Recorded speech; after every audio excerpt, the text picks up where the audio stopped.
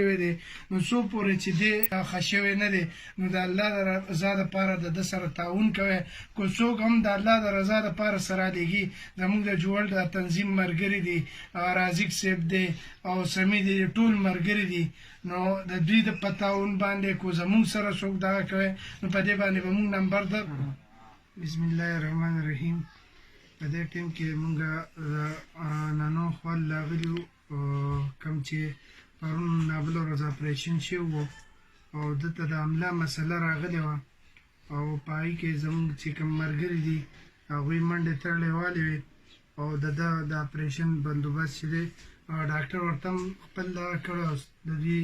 زموږ د نورو ملګرو ورسره هم منډې تړلې والې وې سمي چوک کې زموږ سره رابطه کړې وه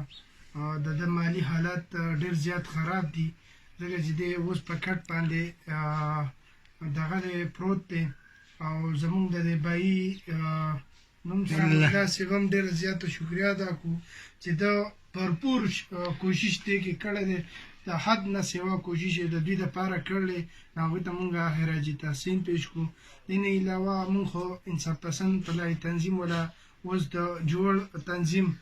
دوی له راشن هم راوړه خو څومره ملګري دې په کټ کې پروت دی او د الله د رضا دپاره ورسره څوک تعاون کول غواړي نو پلیز د الله د رضا دپاره د ده سره تعاون وکړئ ځکه چې د ده بچي دي واړه دي او د ده املا خرابه ده اپریشن یې شوی دی نو څو پورې چې دی ښه شوی نه دی نو د الله د رضا دپاره د ده سره تعاون کوئ که څوک هم د الله د رضا دپاره سره لیږي زموږ د جوړ د تنظیم ملګري دي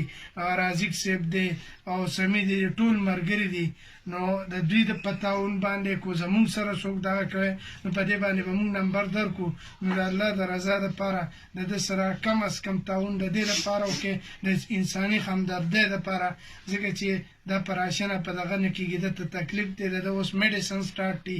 دته په زرګو روپو میډیسن د 11,000 تقریبا اوس سټارټ دي بیا به هم راوړي نو د الله د رضا دپاره د ده سره تعاون وکړئ مالي مو وکړئ جامې مو وکړئ کو هر قسم کوئ د راشن په ترو کوئ نو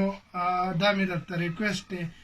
دا یو انسان دی او دا په مونږه په تاسو باندې هم راتلی شي نو که څوک زما دا میسج ګوره شارټ میسج او خاص کر اوورسیز پاکستانیان نو هغوی ته ریکویسټ کوم چې د ده سره تعاون وکړي ډېره